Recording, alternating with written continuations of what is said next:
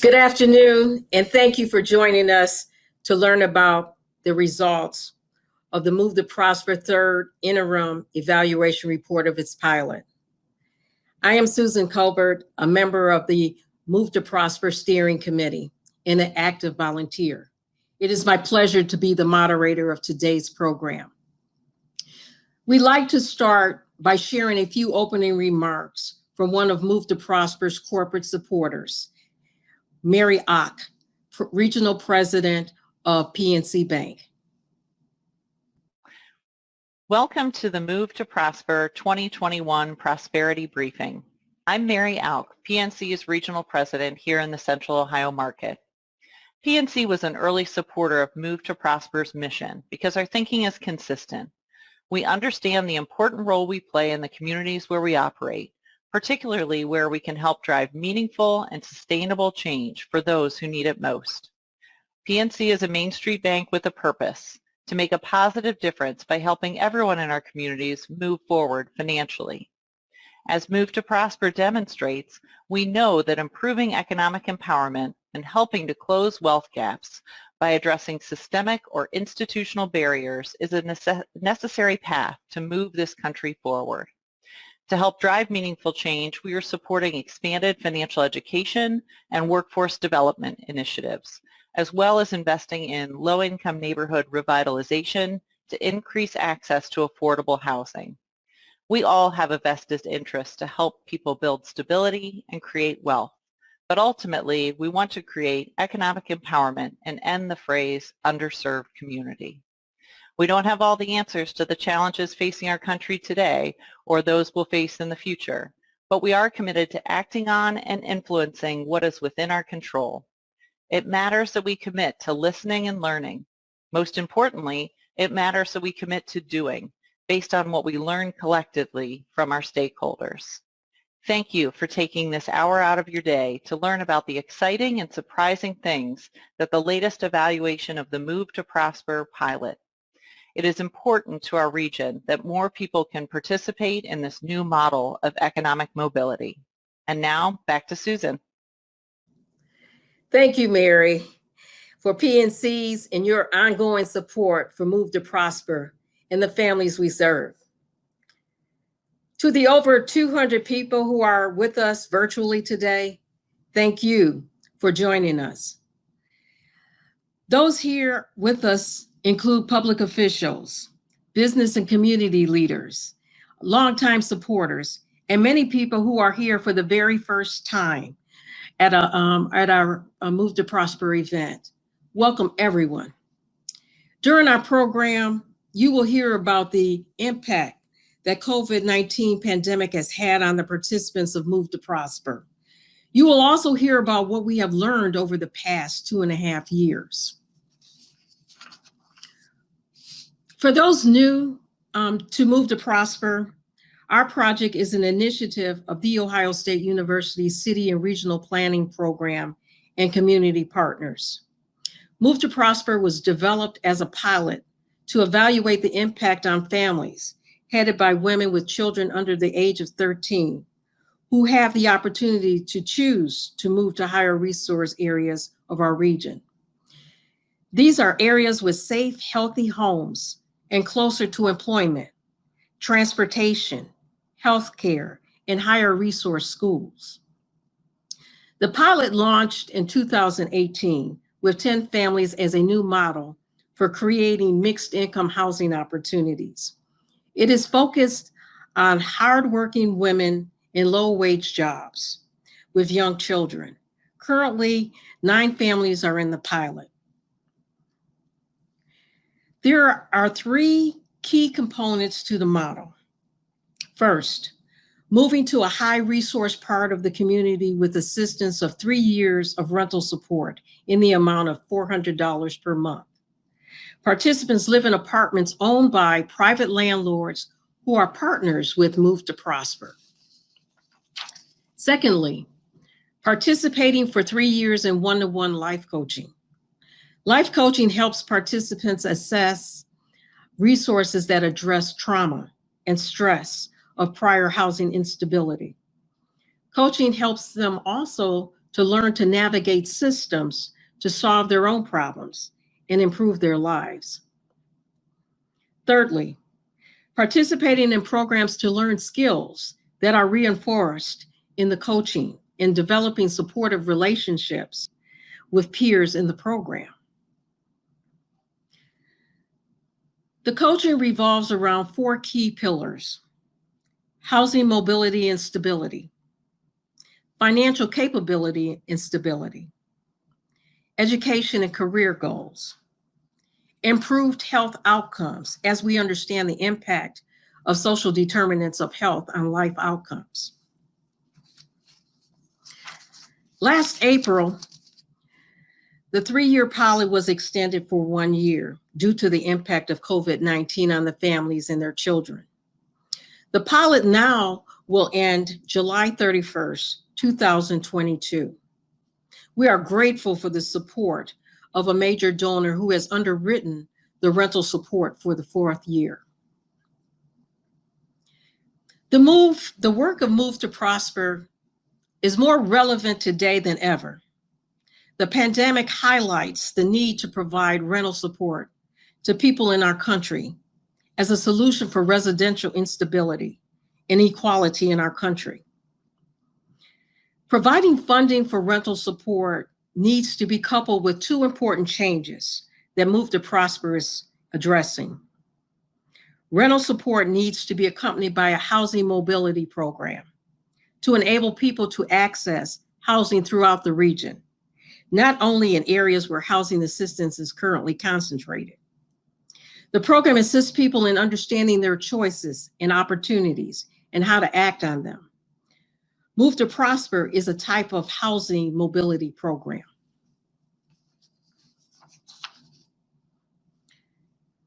Protecting people from discrimination based on their source of income, including having rental support, is an essential policy change. Think about it. We are providing legal rental support to our participants, but landlords are not required to accept it. This needs to change so that we can create mixed income housing opportunities throughout the region. This past Monday, the Columbus City Council adopted an ordinance to protect people from source of income discrimination. This follows Bexley and Westerville, Ohio, which recently adopted these protections. We look forward to all municipalities in the region doing the same. Move to Prosper is a housing mobility program and is unique in its offering of additional coaching services to its participants. We are educating about the need for policy change. We believe and are demonstrating that this leads to socioeconomic mobility. The evaluation team has surveyed and interviewed the families and asked specific questions about their experience during the pandemic. As you will hear, some families have not only survived the pandemic, but also flourished. They have experienced a mixed bag of impacts. With the assistance of their coaches and the tools they've learned, I am proud to say they are all stable. In fact, Move to Prosper participants were more financially stable and rebounded faster than people with similar incomes nationally.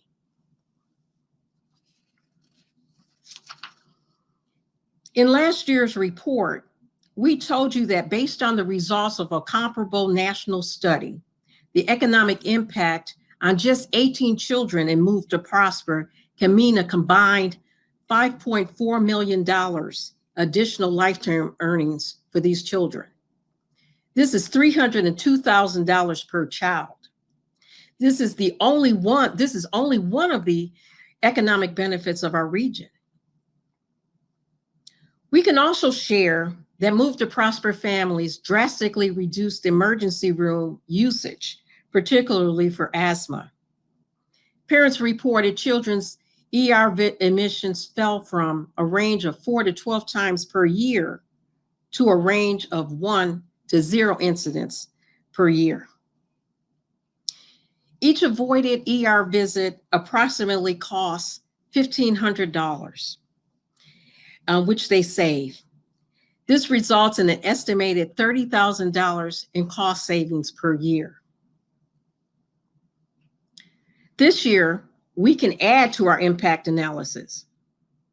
The property owners share with us that they have experienced financial benefits from having stable tenants for 3 years. The cost savings due to reduced turnover costs per unit ranges between $800 and $2,000 annually per unit. This is in addition to reduced marketing, advertising, and leasing costs.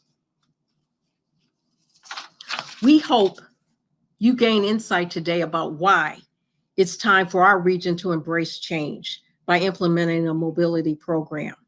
This program combines rental support with life coaching. The Move to Prosper team believes that the first next step is studying the impact of its new model on 100 families, especially given what you will hear next about what we have learned so far about the impact of the model during the pilot. Let's now hear from two of the mothers in the Move to Prosper program. Bessie and Tahani will share with you how their lives have changed over the past 2.5 years and how they are dealing with the challenges of the pandemic.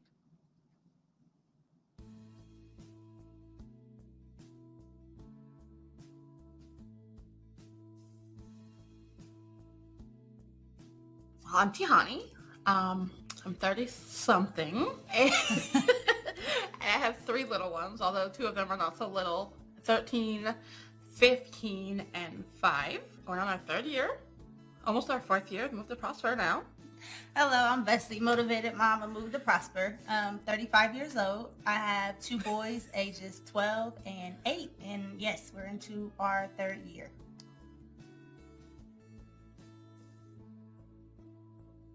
The pandemic has been a huge change for my family personally. I had job loss, loss of wages. I've always tried to hold 2 jobs, but toward the beginning of the pandemic in April, I lost my primary job. So luckily I had a second job to fall back on, but there's still that loss of income and, just blows your budget out the water. So major changes. I was kind of in a similar situation with Bessie. I lost a job in November. Thankfully, I got the first 6 months out of the way.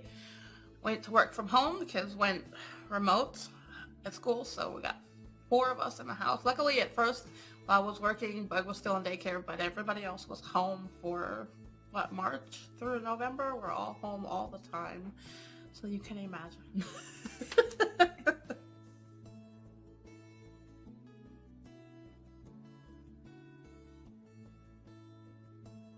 I'd have to say yes. My coach was absolutely instrumental in finding me a new job and continuing to not only mentor me, but give me tips and feedback that I may or may not have wanted. She doesn't hold me accountable. She makes me hold myself accountable, which is probably the best thing as I'm leaving this program. And there won't always be that third party to hold me accountable for things.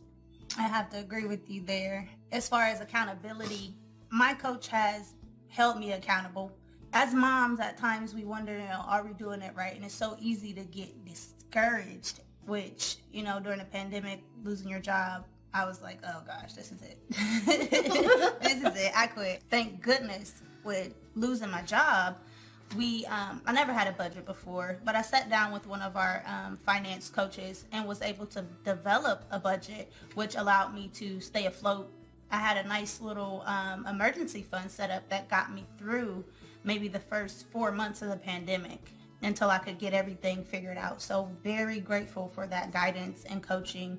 Retail therapy was my thing, so budget, what's that? So super thankful to have had that emergency fund set up.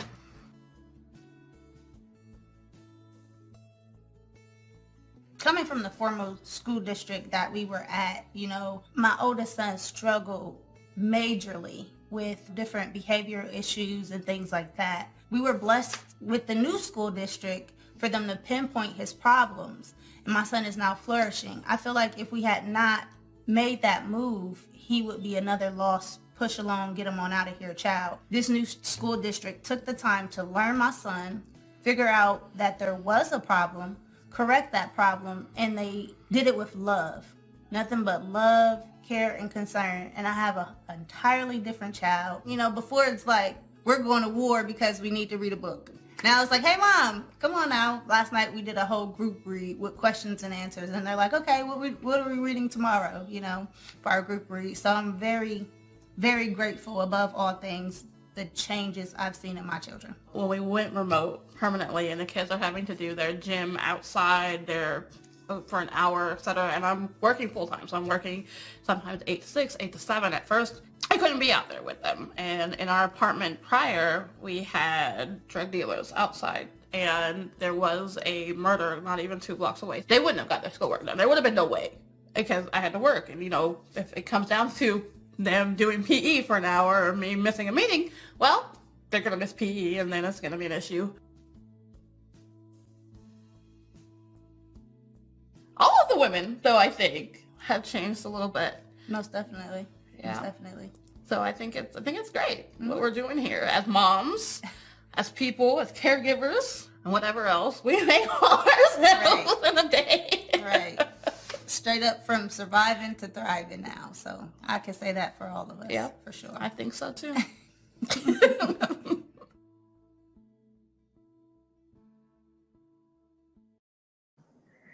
Wow. What an inspiring story from Bessie and Tahani. They have been active participants in all parts of the program, and you can see the impact it has had on their lives and that of their children. It is now my pleasure to introduce Dr. Jason Reece. Jason is an assistant professor of the city and regional planning at The Ohio State University. He has an extensive program evaluation experience, and is well known and respected throughout the country for his expertise. If you have any questions while you are listening to Jason's presentation, please put them in the chat for discussion during the Q&A session. Thank you, Susan. You. Hello, everyone. We're going to start my slides here in just a second. There we go. So I'm going to share with you our third year program evaluation. I'm going to really summarize some of the major findings from this year, but I would encourage you to go to movetoprosper.org and review our full evaluation report if you have an opportunity. Next slide, please. So our primary outcomes at 3 years are quite compelling in terms of the experience of families in Move to Prosper. First, we still find that improved housing quality and neighborhood safety were the most important aspects of joining Move to Prosper. We have seen improvements in both economic outcomes, physical and mental health outcomes, and educational outcomes for family members as a result of the program. Additionally, and this was a great surprise this year, we found that the pandemic did not halt or reverse any of the progress made throughout the program for the majority of our participants. In fact, after further exploration, we realized that there are certain elements of Move to Prosper that actually enabled participants to be resilient in the wake of the economic after effects of the pandemic and rebound much faster. Finally, we were quite pleasantly surprised, and again, another unexpected outcome, to see a series of real entrepreneurial and enterprising activities that were taken up by moms in the program in this third year. Next slide, please. So Move to Prosper as a pilot program has been very unique and provided us an opportunity to really deeply engage with families over the course of over 3 years and follow their experiences. Because we have this accumulation of data that we've developed over the last 3+ years, we now have been able to kind of see very common themes in terms of how Move to Prosper has stimulated change for families. The first thing to note, and this was an immediate shift that we found in the aftermath of families moving, was that children in the program immediately found their physical health to improve. And this was due to two primary factors. One, they were in healthier housing units with better indoor air quality, and so things like asthma incidents were reduced dramatically, and they were allowed to be outside more. They could play, they could be active. All of these things very beneficial to their health in the first year. In the second year of our program, we found that the reduction in stress improved the mental health outcomes for youth in the program, as well as seeing that they were more engaged in school. And in that second year, we began to really see the benefits of some of the higher resource schools that the kids were attending, very similar to Bessie's story, where we had a number of kids who had struggled in their previous school, in some cases were identified as being behaviorally problematic. But in a newer school with more resources, these same children were identified as being gifted, and now they're in a situation where they're thriving. So in the third year of our program, we have noted some substantial educational outcome improvements for kids in the program, in addition to changes to their physical health, mental health, really building upon that foundation. Next slide, please. We documented similar changes over time for the mothers in the program. The first year, the most immediate impact was the reduction of stress, and stress really pertaining to concerns about the safety of their neighborhood, just as our moms shared earlier, as well as just the stress of housing instability and the fear of eviction or ending up homeless. In the second year, we found after this foundational shift had happened where stress levels had been reduced, families were able to engage very robustly with coaching activities and began to develop plans for the long term regarding their finance, their health and wellness, and their children's education. Also in the second year, we found very sharp improvements in economic outcomes for participants, things like credit scores, savings increased, incomes increased, and family and mothers in the program began making kind of progressive job moves as they sought out kind of a new career trajectory. Now, in our third year, we were fearful that many of these gains would be reversed because of the outcome of the COVID pandemic on our local economy here in Central Ohio. And in fact, our families were deeply impacted, as I'll share more on in a second. But what we did find was that families, although directly impacted by the recession, rebounded very quickly. And in fact, we did not see a big reversal in the positive outcomes that we had expected to see as a result of the pandemic. Next slide, please.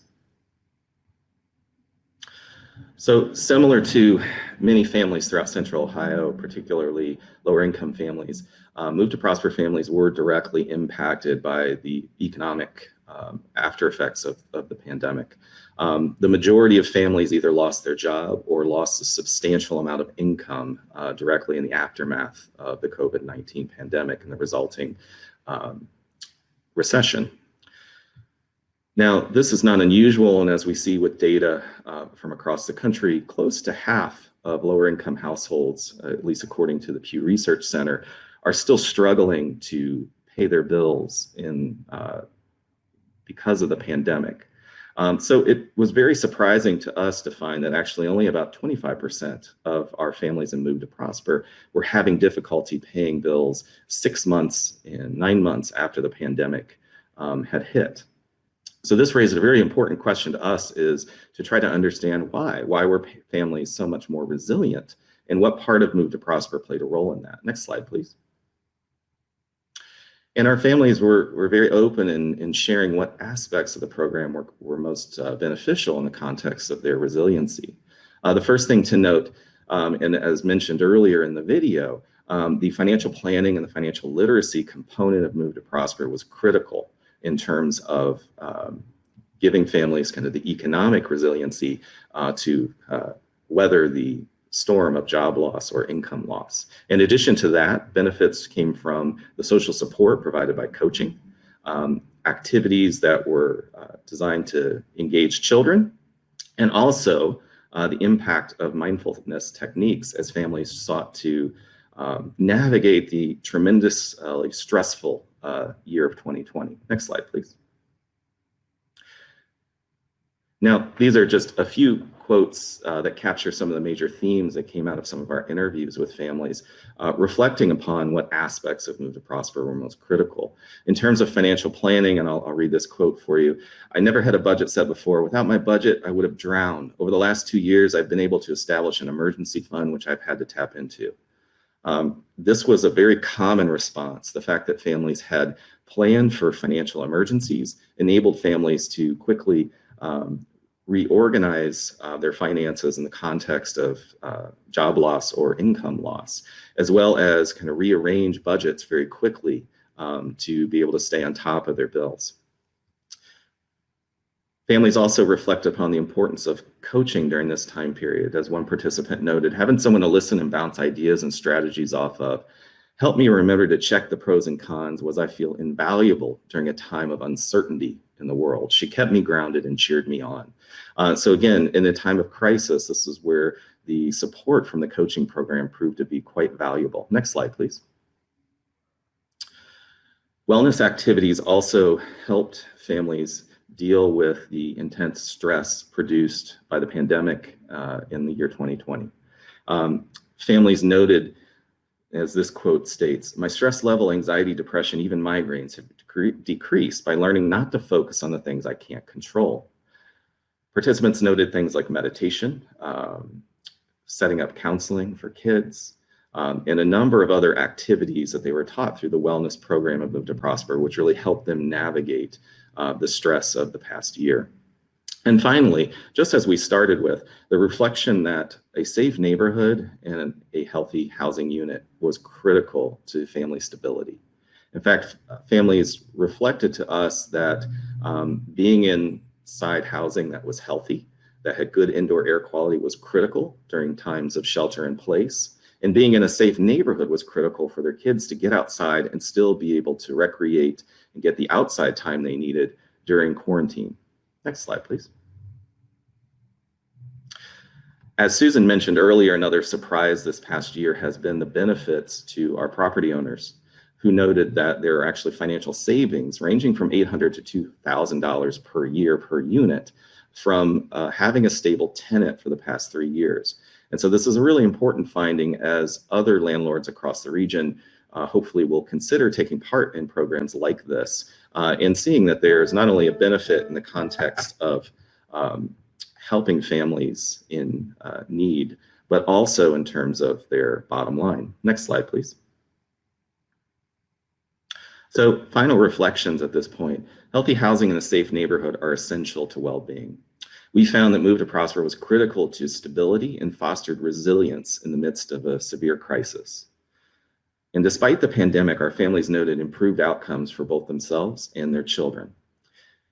In year 3, we also found the emergence of very interesting engagement in enterprising activities, new business startups, strategically working with the gig economy to supplement income when needed, very innovative activities of families to deal with not only the economic consequences of the past year, but also to explore other ways to raise income and to supplement their incomes.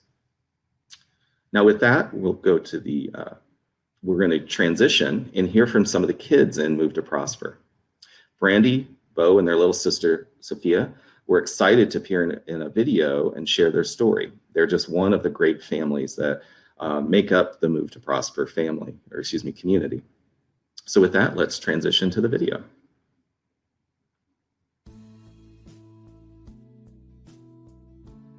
Hi, we are the Move to Prosper family. My name is Brandy, this is Bo, and this is my sister Sophia. One thing that happened during the virus, we were supposed to take this choir trip to Kings Island in 8th grade. We were supposed to go to DC, and we didn't get to go, which was very, very sad. And I was in a musical. I really practiced hard for that, and we didn't get to do that, and that made me upset. Mom made me feel better. We did like a lot of stuff at home, like tie-dyeing our shirts, and we did Just Dance a lot in the beginning. How do you like our schooling? Online schooling. Sissy dislikes it very much. I don't like it at all. I remember when we first did it, it was supposed to be just a long spring break. We're not on spring break, we're still doing school. Sad. Sissy did very bad at first. At first, Sissy was struggling to do anything because it was so weird. After a while, I finally got the hang of it, and now you girls getting all A's and B's. What about you, Bo? I can sing you my grades. D, diddy, D, A. Okay, what do you think about online school? Do you like it or not? Well, I don't really like it because I don't get good grades. I'm more of a hands-on learning type person. I like to just be there when I'm learning. Like when we all go to the pool together with the other family from Move to Prosper that we all got really close to because we all moved, you know, they're like another family to us, right? Yeah. Yeah, it's just really great. What do you think about us moving? Before in Reynoldsburg, I didn't really have very many friends there. But then when we moved, I made like a ton of new friends. We had this whole little group, just us. And then we moved again, and I met the other dude, Toby, from Move to Prosper. And now we're best friends, and we hang out a lot. And Play Fortnite together?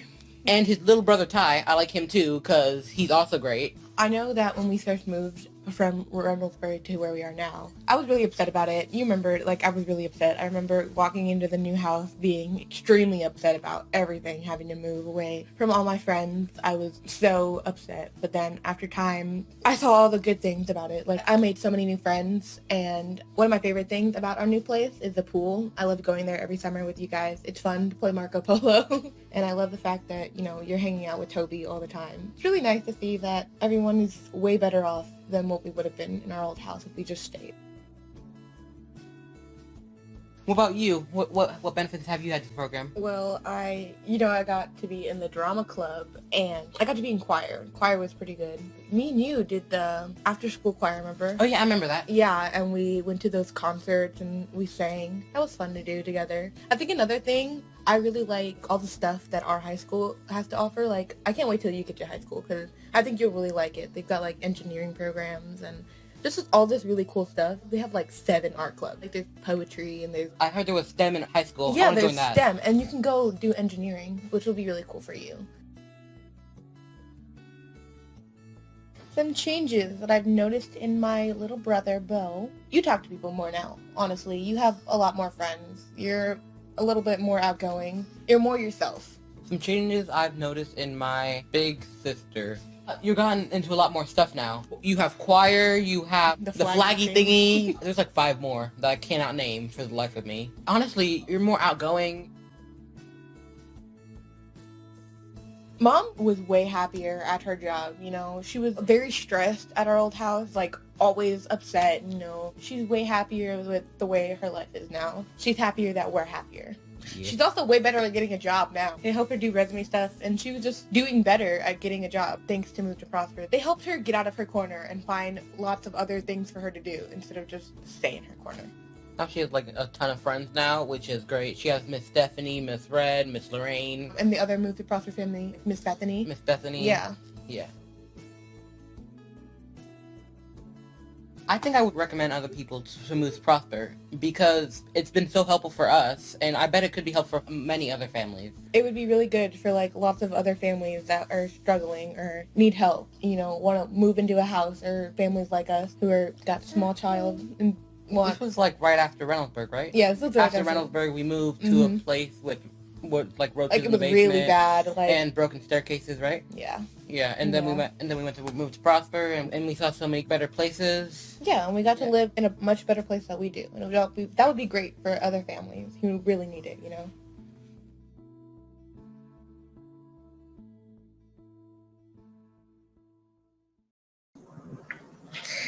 Wow.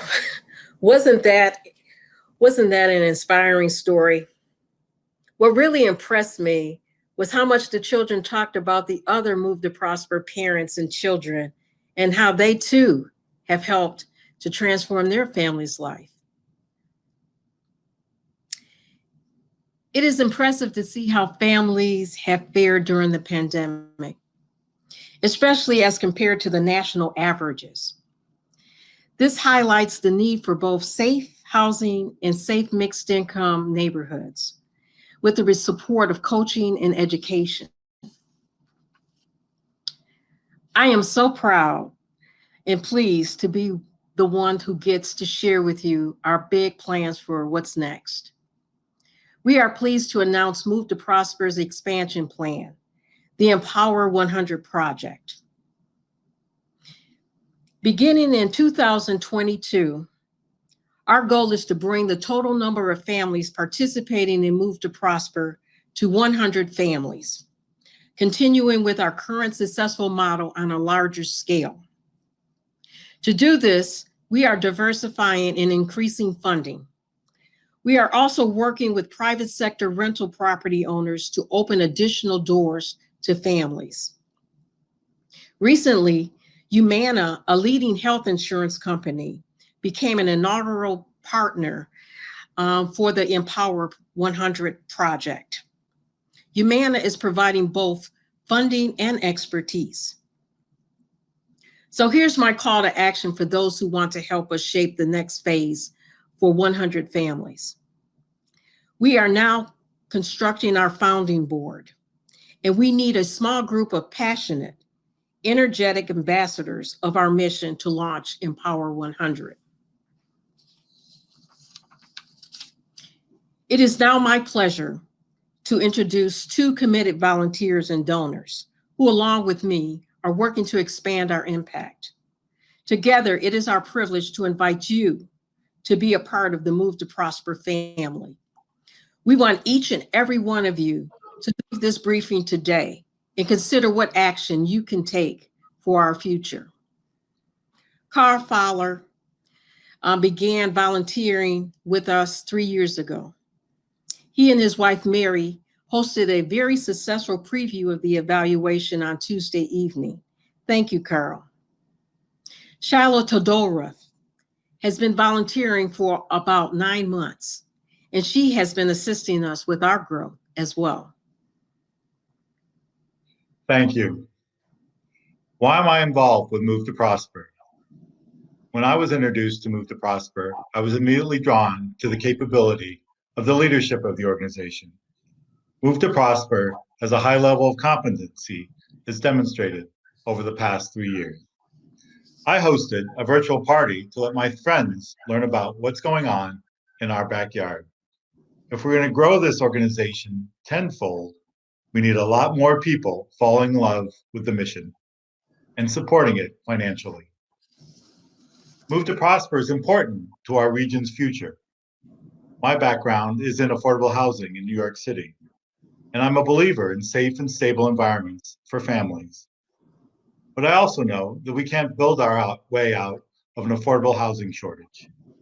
The time has come to economically integrate our neighborhoods, diversify our schools, and stop the cycle of generational poverty.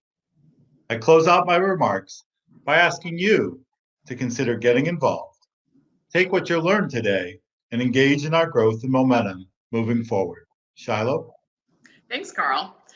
I've been working in Columbus nonprofits as a staff member and a volunteer for about the past 15 years. I know how many amazing organizations are trying to lift up women, end poverty, invest in education. Many do one thing and do it very well, but it's one thing.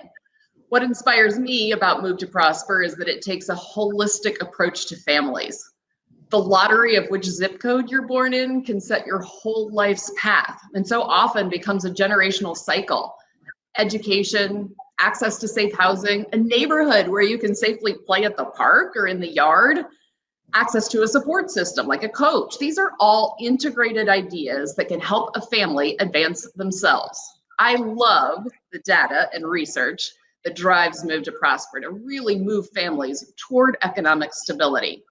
And now I want you to join me in making the Empower 100 a reality. Volunteer. If you have time and talent, plus a passion for reshaping the course of families' lives, I want you to join me rolling up your sleeves for this cause. I have a few ideas to share to get you thinking.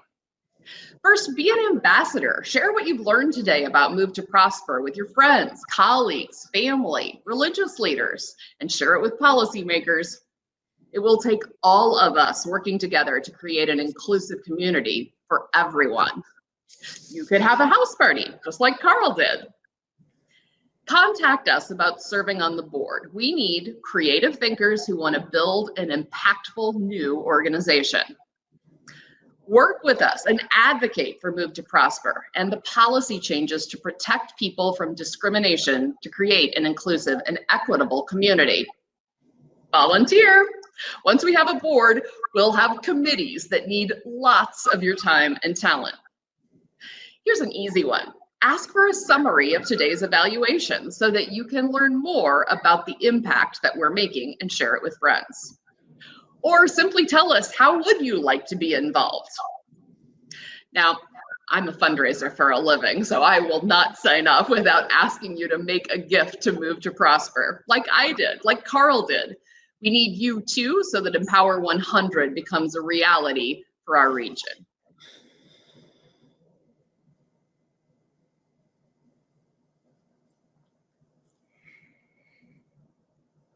Thank you, Carl and Shiloh, for all you have done and are doing to make Empower 100 a reality for our community. You are truly making a difference in people's lives, and we cannot thank you enough. It is now time to hear from you, members of the audience. We hope you have been putting your questions into the chat. If not, please do so now. It is now my pleasure to welcome Jason along with Dr. Rachel Fleet and Amy Claiborne. Rachel will moderate the question and answer session with Jason and Amy. Dr. Rachel Fleet is the chairperson of the Move to Prosper Steering Committee and a founder of Move to Prosper. She is the Associate Dean for Faculty Affairs in the College of Engineering and a professor of the City and Regional Planning of The Ohio State University. Amy Claiborne is the project facilitator for Move to Prosper and is the principal strategic opportunities. Prior to being one of the founders of the initiative, Amy was involved in creating housing opportunities for over 30 years. First, as a partner at Porter Wright, Morris and Arthur, then as president and CEO of Homeport.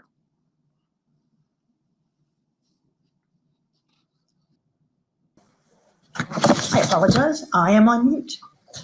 I wanted to thank Susan, and I wanted to reiterate that Move to Prosper is tackling issues for working families in a new way.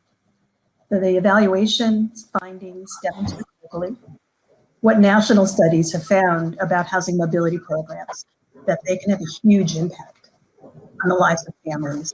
It's so fascinating for me that the women in Move to Prosper have rebounded faster and are more financially stable than people with similar incomes nationally. If you have not already put your questions into the chat, please do so. We have a few questions that came up. Let's see. I think, Jason, I think this might be for you. One of the questions was, are children able to make friends and be comfortable in their new neighborhood? Yes, that was one of our early findings actually in the project. Particularly in the second year, we had found that kids had been able to kind of reacclimate in the new environment very quickly. And in fact, not only had made new friends and also made friends with other kids within the Move to Prosper community, but were heavily engaged in extracurricular activities in a way they had never been before. It's really interesting. So are families, there's another question. I think, Amy, this might be for you. Are the families making plans for how they might stay in their current unit after the fourth year is over? So thank you very much for that question. And thank you everybody for joining us today. Each of the families will have their own plans for what they would like to do after Move to Prosper. Some would like to stay in their current housing and are working towards doing that. A couple of them are looking at buying homes. And so they're involved in understanding the next steps involved in the home buying process. Some do not want to stay because their age of their kids, they need larger units. We have 2-bedroom apartments, and we do hope that as we go into the Empower 100 project, that we have landlords involved to have 3 bedrooms as well. So each family's different, and part of the coaching, we had mobility coaching, helping people into the program. We have mobility coaching as they make their plans to move to the next stage of their lives. So there's also a question about what the plans are after the completion of this 4th year for the program. I think that's a little question about the Empower 100. And as you're talking about it, there's another question that came up about how are these different? Why is the pilot different from what's going to happen in the Empower 100? I'll go ahead and start with that. The first step for us with Empower 100 is, as you heard, we're putting together a board of directors for a new nonprofit who can implement the Empower 100 project. It will be evaluated as the pilot has been, because we do have a new model and we want to ensure that we understand how it impacts the families. The second and very most important thing that we need to do is raise funds. So we have a dream, we've seen the impact, the families are very excited, and many of them want to be involved in the Empower 100, in mentors, not quite the right word, but being part of the new families and being cheerleaders for them. They are just very excited about what they've learned and want to share that. So right now we're laying the groundwork so that as the funds are raised, we're ready to move forward very quickly. We're receiving requests from women who would like to be in the program, and we've been receiving them actually since we first launched, and have to tell people that it's full. So we're excited that we are moving forward with this next piece and really need everybody's help. Jason, is there anything you want to add to that? No, I think you covered it really well. I think one of the questions is, what's the difference between what we're doing now and what we're going to be doing in the Empower 100, other than the size and the nonprofit? How is the program different? So there's 2 pieces to this. One is we've seen the impact on 10 families, and that's telling us a lot, but it's not telling us enough. We need to study the impact on 100 families to make sure that the model works. We believe it does, but we have to scale up the systems, and those are things we'll do and see how that works. So that's why it's important to go one step at a time. There are some differences, though, between how we launched the pilot and what we'll do with the next phase. The pandemic has taught us that virtual programs actually are very helpful. So some of our families have been very happy having the programs monthly virtually, because it's so hard to work full time, go pick your kids up, and come to a central location for a program.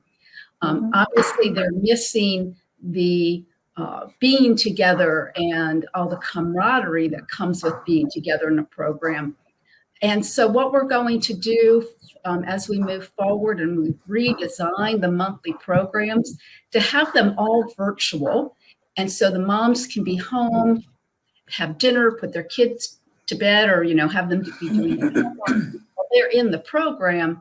And then on a regular basis, and we'll see how often, we will have get-togethers with the families so that they have that camaraderie. And what we've learned over the past couple of years is that it's important to build have relationships between the women so they can build relationships. So we have to provide the setting.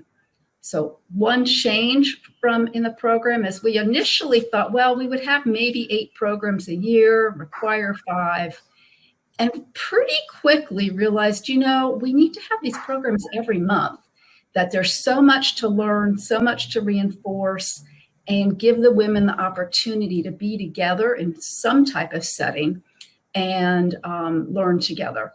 So quickly added more programs, and that's working.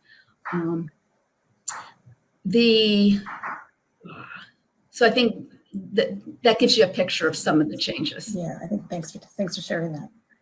There's a question on the chat, which is how are area city governments, managers interested and involved in MTP? And I think that's an interesting story to tell. And I know Amy is grinning widely to tell that story. So go ahead. So early on, I think a lot of public officials were not quite sure about Move to Prosper and what we were doing and the intent. And we are seeing now, as we've talked to public officials about Move to Prosper, but also source of income protection, they are asking us, how could they get involved? We've had a number of public officials ask, can the city sponsor some of the families? So those are things that we will work through over the coming months. There is a role for government. Government should be supporting rental support so that families can be stable. And that needs to be long-term so that you have the stability. So in terms of Move to Prosper, this is what we'll explore. Anybody that is interested in helping us do that, we really need to have you. The other issue is protecting people from discrimination based on their source of income. And when you think of what we're doing, we're providing private rental support committed for 3 years. Landlords don't have to take it. The ones that are involved with us today are doing it because they know it's the right thing to do. And we are so pleased with this partnership, and we hope to establish more partnerships. But so far, and you just heard, the city of Columbus this week adopted protections so people cannot be discriminated based on their source of income. They follow Westerville and Bexley, which was first. Thank you so much for the leadership of our public officials.